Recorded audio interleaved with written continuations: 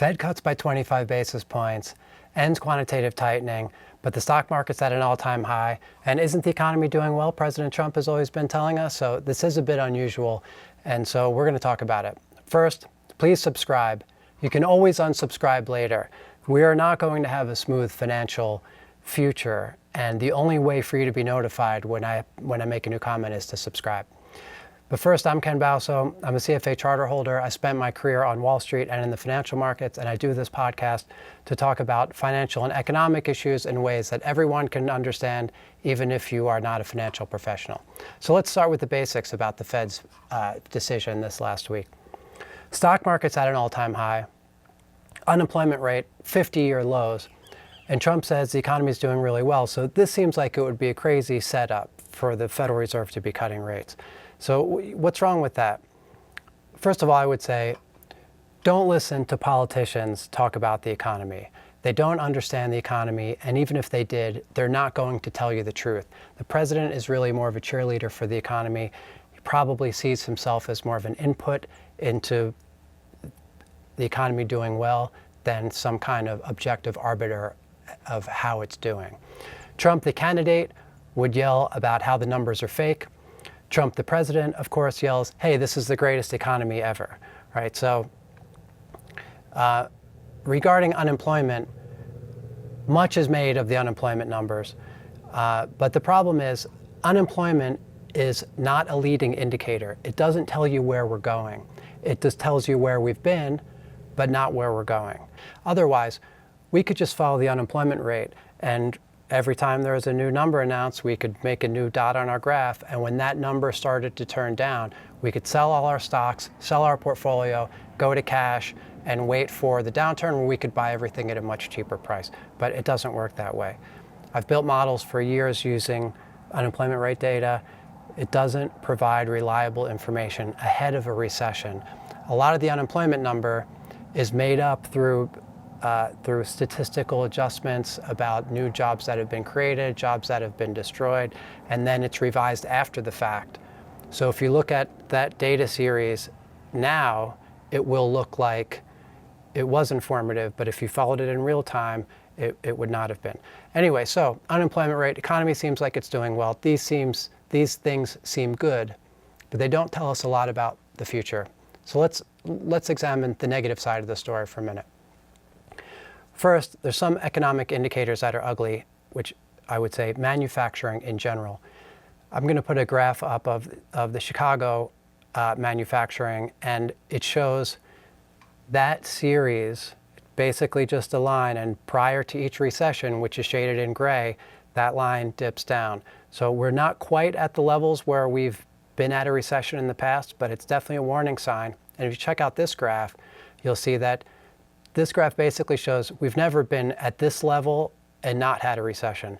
So this is not definitive. This is one of many different indicators, but this is just a general idea. Some of the manufacturing numbers don't look great. But the other thing, which I think is really by far the most important issue here, is that the yield curve is inverted. So stay with me. This isn't that wonky. I'm going to explain what it means and why it's important. If you listen to the press conference, if you listen to Powell at the press conference, you never heard him use the term yield curve. That's why you're here, so you could understand what's actually going on. I spent years deconstructing recession models and building my own, so I'm familiar with a lot of this data, leading indicators, coincident and lagging indicators. I'm sorry to say that almost none of them are very good at leading. The models are typically trying to quantify the risk of a recession, and that also uses the stock market as an input because typically the market has turned down ahead of a recession. I was trying to build a model to quantify the risk of something bad happening in the stock market, so I wanted to use a lot of those indicators, but not have the market itself included in that. Anyway, I'm going to put up a graph now. This is the New York Fed's yield curve-based recession probability indicator. We'll talk about what the yield curve is in a minute, but as you'll just see from this indicator, this is not a composite of indicators. This is just looks at the yield curve. And you'll see that marked in gray are recessions, and this graph bounces around zero in general and then spikes prior to recessions. It very rarely, if ever, spikes to a high level and we don't have a recession, so very few false positives, and it's generally, since 1980, certainly always spiked prior to a recession. So it's very reliable. So why does this matter? In my Where Does Money Come From podcast that I recorded a few weeks ago, I explained that dollars come from the banking system making new loans, and that our system requires a constant new supply of dollars. So this is very simple. When the growth rate in dollars is higher, we have more economic activity, and vice versa. Imagine if we just had a machine, a black box machine, and sometimes this machine would spit out lots of new dollars. It would be reasonable to imagine that that would create more economic activity. The banking system basically is that machine, and it's more likely to make new loans when the yield curve is steep and less likely when it's flat or inverted. So to talk about the yield curve for a minute, let's just take a little thought experiment. Let's say someone comes to me and asks to borrow money for different lengths of time, right? My friend Tom comes and says, hey, could I borrow money for 3 months, 1 year, 5 years, 10 years? Here's a train. Okay, so I might offer to loan money at 2% for 3 months, 2% annualized, for 3% for a year. 5 years would be higher than that, 10 years would be higher than that. Okay, the exact numbers don't specifically matter, but what does is that when the yield curve is normal, it is generally upward sloping, meaning that to loan money for a short period of time costs less than a longer period of time. So if I graph those numbers, that the amount that I was willing to lend to Tom for a 3 month, 1 year, 2 years, 10 years, the interest rate, that would be a yield curve of the yield curve that I was willing to lend money to Tom. And when that curve is normal, the long-term rates are higher than the short-term rates. Okay, now imagine if I could borrow at that lower 3-month rate I quoted to Tom and then lend to Tom at the higher 10-year rate. Okay, so this is what a bank does. Not necessarily those specific maturities, but you get the idea. And when the yield curve is inverted, that's a way of saying that the short rates, rather than being lower than the long-term rates, are the same or higher than long-term rates, right? So in that same example, I'm unlikely to borrow money at 3 months to lend to Tom for 10 years if both of those rates are 3%, right? Because I'm taking credit risk in that Tom might not pay me back, and I'm not earning any difference in the spread in the meantime. So I'm going to show, I'm putting up a graph now that this is basically just the rate of the government 10-year bond versus the government 2-year bond, right? So this is, you could graph all different maturities. Each one of those is a different yield curve technically, but this is for governments and specifically for the 10 years minus the 2 years. And what you can see is it's generally between 0 and 2.5%, the spread between those two maturities, but it goes to 0 or even negative a few times in the last, say, 40 years. And roughly every time that happens, we go into a recession. At the moment, we are almost at 0. And of course, there's other maturities that would show that we are inverted or close to 0, right? So Bernanke and Greenspan, of course, they were Fed chair respectively when we had the tech bust in the late 90s, and then when Bernanke raised rates so high that the yield curve inverted prior to the last bust that we have. They both explained away the fact that the yield curve was inverted. They would say things like, well, China's running a big current account surplus, and they turn around and take those dollars and they buy treasuries with it, and that means that the yield on treasuries is so low, but hey, that doesn't mean there's anything wrong. That's actually a great thing. It's the equivalent in my example of saying, hey, look, just because people are willing to lend money to Tom at such a cheap rate that actually, instead of the curve being normal and the long-term rate being higher than the short-term rate, it's actually flat or inverted because people are willing to lend money to Tom at such an attractive rate. And so Bernanke had said, hey, this is a good thing, right? People can have Tom, and people like Tom can borrow money really cheaply and use it for inexpensive mortgage payments and all these things. And so this is really great. But actually they were wrong. In my opinion, they were clearly wrong. And this is still frequently used as a way to try and explain away why an inverted yield curve is bad. Personally, I don't think the reason why the curve is inverted is what matters the most, only that it is.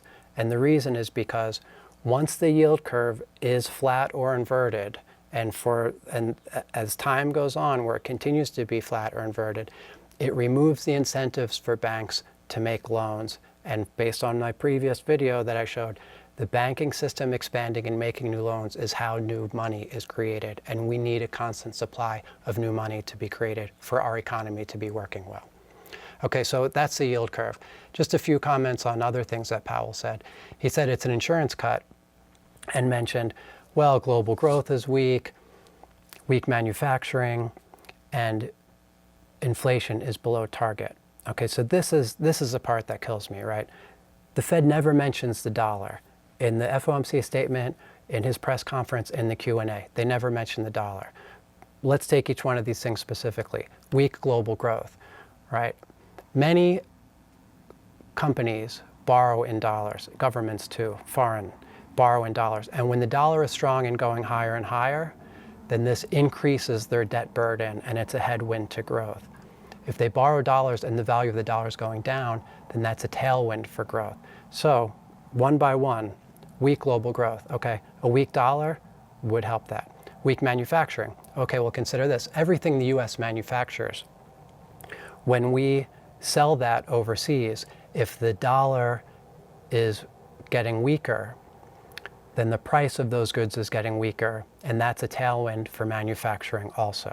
Okay, so also a weaker dollar would help manufacturing sector. Below target inflation, well, we import and export, of course, in the US, but on balance, we import much more than we export. If the dollar gets weaker, then the price of everything we import goes up, and so the worry about below target inflation would also be cured by a weaker dollar, right? So this is the part that kills me. This is where I feel like I'm taking crazy pills, right? Powell is naming 3 things, all of which would be remedied by a weaker dollar policy, but he never mentions a weaker dollar policy. Now, in fairness, if Powell was sitting here, he would say, Treasury's in charge of the dollar.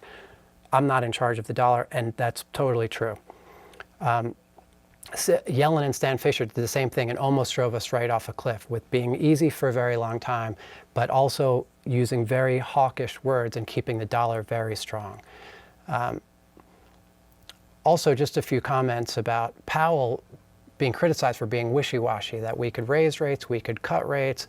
Market was clearly unhappy with his guidance, and of course, he understood that. Of course, he knows he's not giving the market everything that it wanted. So why? One explanation, I think, is that Powell knows the economy is not great, but asset prices are high. So this is a little different than than scenarios that we've had in the last 20, 30, 40 years, right? So I would suggest maybe the Fed wants to help the economy, but doesn't want to make asset prices even more elevated, because if the stock market rips higher and then later it gets crushed, it could be destabilizing for the economy. So he's trying to walk the line. Okay, he knows the next move will not be higher in rates, but he's trying to keep financial markets in check and not run away to the upside, but also provide the credit markets and the economy with the necessary support. 25 basis points clearly isn't going to be enough. Market sold off as soon as Powell was starting to talking about mid-cycle, and the bond market is saying it's BS, right? And it does matter because the Fed directly influences the shape of the yield curve. And the yield curve is a major determinant of how much money the banking system creates, right? So what should the Fed do? What do I think the Fed should do? First, let me say, I would never advocate for a system like we have, okay? But I won't spend a lot of time arguing about the way the system should be. I'm interested in understanding the system as it is with all the costs and benefits, and hopefully that'll inform us about the future.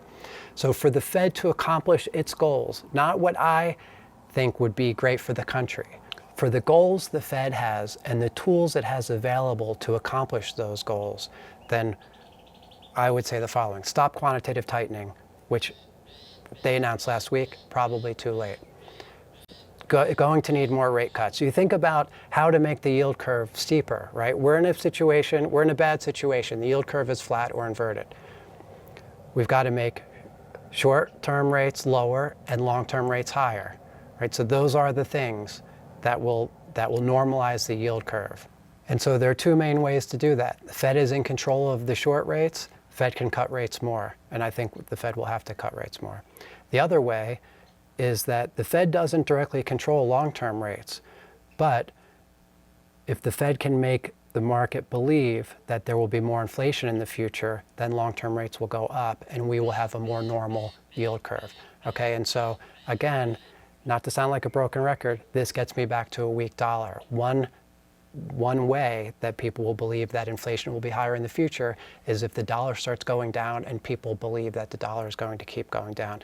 Now, of course, Mnuchin might come out and might start a campaign to weaken the dollar, in which case that might bail the Fed out. That certainly could happen. But if Mnuchin doesn't do that, it looks more and more like the Fed is trapped. And I think the only way out is to run the economy hot and to let inflation run hot. You know, former Treasury Secretary Larry Summers used to make this argument I'm about to make all the time when Janet Yellen was Fed chair. And he argued that we have an asymmetric risk. Typically, the Fed cuts 4 or 5%, but we're at 2% now, right? So let's look at what the risks are.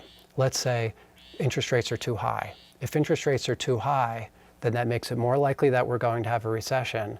And the tools we have right now, if we have a recession, are a grab bag of very unattractive tools, right? We're going to go back to zero very quickly. The Fed is going to have to start buying assets, and it already owns $2 trillion in government bonds on its balance sheet. The Federal Reserve has said that they don't like using non-traditional tools like quantitative easing.